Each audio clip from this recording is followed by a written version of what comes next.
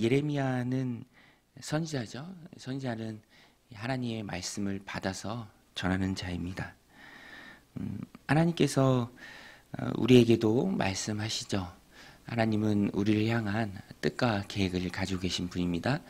그래서 우리에게 말씀하시고 또 우리의 삶을 이끌어 가시는 분입니다.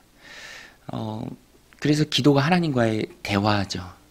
내가 필요한 것들 또 소원하는 것들 하나님께 아뢰고 또 내 마음을 주님께 말씀드리기도 하지만 대화라는 것이 주고받는 것이죠.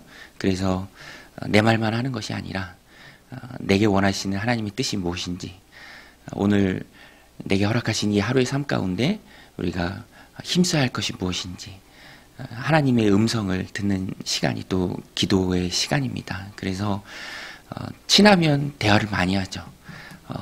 해도 늘 새롭죠. 그리고 그 시간이 기쁘고 즐겁습니다. 하나님과의 기도 시간도 대화이기에 마찬가지다라는 것입니다. 여러 가지로 하나님은 우리에게 말씀하세요. 선포되는 말씀을 통해서 또 기록된 말씀을 통해서 또 신앙의 선배들을 통해서 여러 상황과 환경들을 통해서 하나님께서 말씀하시고 또 어떤 때는 몰아가실 때도 있고 정말 신기하다. 하나님 어떻게 내가 이렇게 변하게 하시지? 또 이런 마음을 하나님 나에게 허락하시지? 라고 느낄 만큼 상황과 환경을 통해서도 우리의 인생을 주장하시고 이끄시는 분이 바로 하나님이십니다. 그래서 신앙생활을 하나님 앞에 해갈 때 우리가 잊지 말고 꼭 기억해야 할 것은 하나님과 주고받는 것이죠. 하나님의 말씀을 받는 것입니다.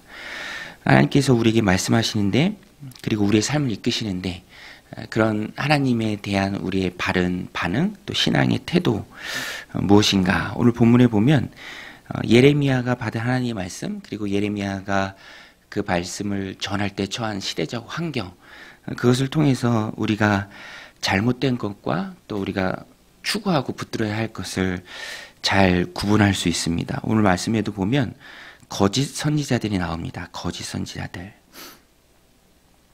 그런데 그 거짓 선지자들은 하나님에 대한 이해가 좀 부족했던 것 같아요. 그래서 하나님에 대한 오해로서 천지에 충만하신 하나님이다라고 생각하기보다는 장소적으로 하나님을 제한했던 것 같습니다. 그래서 하나님 말씀하시죠. 23절에 여호와의 말씀이니라 나는 가까운 데 있는 하나님이요 먼 데에 있는 하나님은 아니냐. 여호와의 말씀이니라 사람이 내게 보이지 아니하려고 누가 자신을 은밀한 곳에 숨길 수 있겠느냐. 여호와가 말하노라 나는 천지에 충만하지 아니하냐. 하나님은 천지에 충만하시죠. 편재하신 분입니다. 안 계신 곳이 없으신 무소부재하신 분입니다. 그래서 하나님을 대하는 우리의 삶의 바른 신앙의 모습은 하나님을 제한하지 않는 거예요. 그리고 하나님 앞에서 사는 삶이다라고 늘 인식하면서 살아가야 합니다. 그것이 진실한 하나님 앞에 대한 태도죠. 진실함. 하나님은 어디에나 계시고 내 삶을 다 보고 계시고 내가 무엇인가를 하나님 앞에 사람에게 숨기듯이 숨길 수 있는 분이 아니다라는 것을 우리가 잘 기억해야 합니다. 그래서 하나님 앞에 우리의 삶의 바른 태도는 진실한 모습이죠. 여러분 하나님 우리의 삶을 속속들이 다 보시는 분입니다. 우리의 마음속 깊은 곳까지 다 감찰하시고 꿰뚫어 보시는 분이 바로 하나님이십니다. 그래서 하나님 앞에서 진실하게 살아가는 것이 바른 신앙의 모습이고요. 태도다라는 것입니다. 그리고 오늘 본문 25절부터 보면은 꿈 이야기가 나옵니다. 이 거짓 선지자들의 특징인데요.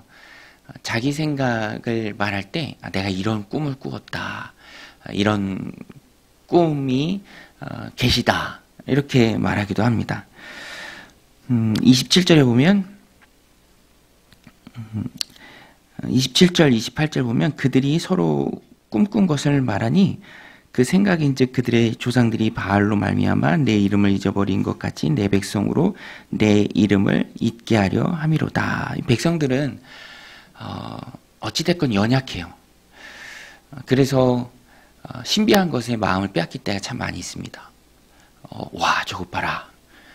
대단하네. 그런데 사실 그런 것들이 신앙의 목적이 될 수는 없죠. 물론 신앙의 요소에 신비한 것들도 들어있지만 그렇지만 그것이 목적이 돼서는 안 됩니다. 그래서 언제든지 거짓 선지자들은 꿈을 통해서 자기중심적으로 말합니다. 자기 꿈이니까 자기중심적으로 말하죠. 그래서 꿈이라는 것이 참 신중하게 접근해야 합니다. 지금은 기록된 말씀이 있는 시기에 더더군다나 그렇죠. 꿈이 하나님의 말씀, 기록된 말씀을 넘어설 수는 없습니다. 말씀이 먼저죠. 그래서 우리가 확신이라고 한다면 말씀에 근거한 확신이지 누구한테 들은 이야기, 누구의 꿈, 누구의 견해, 누구의 생각, 그것이 아니다라는 것입니다. 그래서 28절에도 보면 여호와의 말씀이니라 꿈을 꾼 선지자는 꿈을 말할 것이요. 그 다음에 뭐라고 되어 있습니까? 내 말을 받은 자는 성실함으로 내 말을 말할 것이라.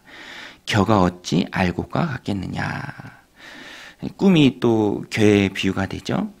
그래서 꿈은 자기중심적인 것이기 때문에 그것이 마치 하나님의 말씀인 양, 그것이 마치 확실한 예언인 양 말하는 것은 조심해야 한다, 신중해야 한다라는 것입니다. 우리는 늘 배우고 확신한 일에 거해야죠. 말씀이 진리입니다. 그래서 믿음이 연약한 분들도 이제 신앙생활 하려고 할 때 그런 얘기도 막 하잖아요. 어젯밤 꿈에 아버지가 나와서 믿고 이제 제사 안 드리고 그러는데 아버지가 피골이 상접한 모습으로 나와서 배고프다 그랬다. 그래서 이제 좀 교회 좀 쉬고 다시 제사 드려야겠다. 되게 안타까운 일이죠. 이 마귀가 주는 생각들입니다. 저도 어제 되게 생생한 꿈을 꾸었어요. 제가 너무 좋아하는 목사님이 꿈에 나와서 같이 막 부둥켜 안고 우리 교회 막 부흥회도 인도해 주시고 막 눈물을 흘리면서 하고. 근데 그것은 제 중심적인 거죠. 그것이 저에게 위로를 주고 저에게 힘을 주고 그럴지는 모르지만 그것이 뭐 하나님 말씀 이상으로 의미를 갖는 것은 아닙니다. 그래서 그것에 뭔가 중요한 의미를 부여하고 막 그것에 벌벌벌 떨고 그런 것이 아니죠. 뭐 경고가 들린 그런 꿈을 꾸었다면 더 하나님 앞에 나아가서 기도하고 또 부르짖고 하나님 앞에 나가는 그런 방법으로 유익하게 삼으면 좋지만 거기서 막 왔다 갔다 하고 그러는 것은 옳지 않다라는 것입니다. 거짓 선지자의 특징이에요. 자기중심적으로 말한다라는 것입니다. 또 33절부터 40절까지 보면은 이 말씀에서는 엄중한 말씀 우리 함께 읽었는데요. 엄중한 말씀이라는 표현이 8번이 나옵니다. 굉장히 많이 나오죠. 그런데 이 엄중한 말씀이라는 그런 표현이 중의적 의미, 여러 가지 의미를 같이 가져요. 그래서 해석이 참 다양할 수밖에 없는데 짐스럽다 이렇게 생각할 수도 있어요. 짐스럽다. 또 거짓 선지자들이 자기에게 없는 그 권위를 이건 엄중한 하나님의 말씀이다 라고 포장해서 전하기도 합니다. 또 어떤 의미에서는 상투적으로 입에 밴 거예요. 일반 백성들이 하나님의 우리를 향한 엄중한 말씀이 뭐냐 그것을 전해달라.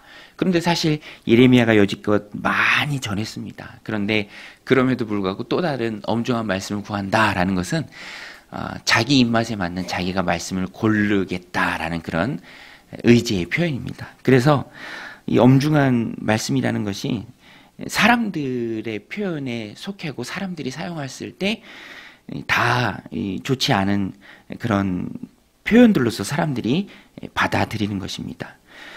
그래서 짐스럽게 하나님의 말씀을 여긴다든지 또 자기 주장이고 자기 생각이지만 그것을 엄중한 하나님의 말씀으로 포장해서 전한다든지 선지자는 하나님의 말씀을 가감없이 전해야 합니다. 설교자도 자기 생각과 사상을 전하는 것이 아니라 하나님의 말씀만을 전해야죠. 또 받는 자들도 이건 엄중한 하나님의 말씀이 아니다. 다른 엄중한 하나님의 말씀이 있을 것이나 그것을 나는 기다리겠다라는 것도 아주 잘못된 태도입니다. 선포되는 하나님의 말씀 메시지는 내게 주시는 말씀으로 받아야죠. 취사 선택이 아니라 내게 주시는 하나님의 말씀으로 받아야 맞습니다. 주일에 선포되는 말씀도 내가 평가하고 내가 판단하는 것이 아니라 내게 주신 하나님의 말씀으로 받고 그것을 소화시키고 또 삶 가운데 적용해야 옳다라는 것입니다. 말씀에 대한 성도의 바른 태도에 대해서 오늘 말씀이 우리에게 참 잘 교훈하고 있습니다. 꿈 같은 것, 또 어떤 거짓 선지자들이 지금도 유튜브 한번 보세요. 정말 이래도 될까 싶을 정도로 자기 주장을 마치 하나님의 말씀인 양, 그리고 신비한 것이 목적인 양, 이렇게 얘기하는 사람들이 참 많이 있습니다. 그래서 마지막 때에 거짓 선지자들이 난무하는 이때 우리가 더 하나님의 말씀으로 깨어 있어야 합니다. 어떻게 깨어 있을 수 있습니까? 열심히 말씀을 읽어야 하고요. 또 열심히 말씀을 배우고 공부하고 배우고 확신한 일에 우리가 든든하게 서 있어야 한다라는 것입니다. 우리의 마음을 문을 열고 하나님 주신 말씀을 수용적인 자세로 받아야 하고요. 또 우리가 기도할 때 하나님 성령의 조명하심을 우리에게 밝히 비춰주셔서 진실한 하나님의 말씀을 우리가 잘 받을 수 있도록 잘 배우고 공부하면서 나에게 말씀하시는 하나님의 말씀을 우리가 잘 받을 수 있도록, 그래서 거짓 것에 마음을 빼앗겨서 잘못되고 세상에 허황된 것에 우리가 쫓아가지 않도록 하나님 우리를 지켜주옵소서. 분별의 성령의 영을 우리 안에 충만케 하옵소서. 거짓 선지자들을 절대로 따라가지 않고 그들의 말을 듣지 않게 하옵소서. 이단 사이비에 빠지지 않게 하여 주옵소서. 우리가 기도해야 된다라는 것입니다. 그렇지 않으면 우리가 넘어가죠. 혹하고 넘어갑니다. 그 이단 사이비 세미나 했을 때도 어떤 권사님이 그러더래요. 제 친구 목사님 교회에서. 제가 세미나 들어보니까 그동안 몇 주 만나서 이제 공부했던 분이 있는데 정말로 그분이 이단이더라. 그런데 신기하게도 그분이 해주는 말 들으니까 머리가 열리는 경험을 했다. 이런 신비한 것도 있네. 우리가 그런데 빠지지 않게 해서는 정말 진실한 하나님의 말씀을 꼭 배우고 하나님의 말씀을 통해서 확신함에 거하는 일들이 필요합니다. 그래서 그냥 되는 게 아니죠. 노력해야 합니다. 기도해야 하고요. 성령의 조명하심을 위해서 기도해야 하고요. 또 우리가 열심히 말씀을 배우고 확신한 일에 거해야 한다라는 것입니다. 말씀의 확신 가운데 하나님 주신 삶 살아감으로 하나님의 말씀 가운데 견고하게 세워지는 복된 오늘 하루 여러분들의 인생이 되시기를, 저 여러분들의 인생이 되기를 주님의 이름으로 간절히 축원드립니다. 우리 같이 말씀 붙들고 또 기도하며 나아가겠습니다. 하나님 아버지,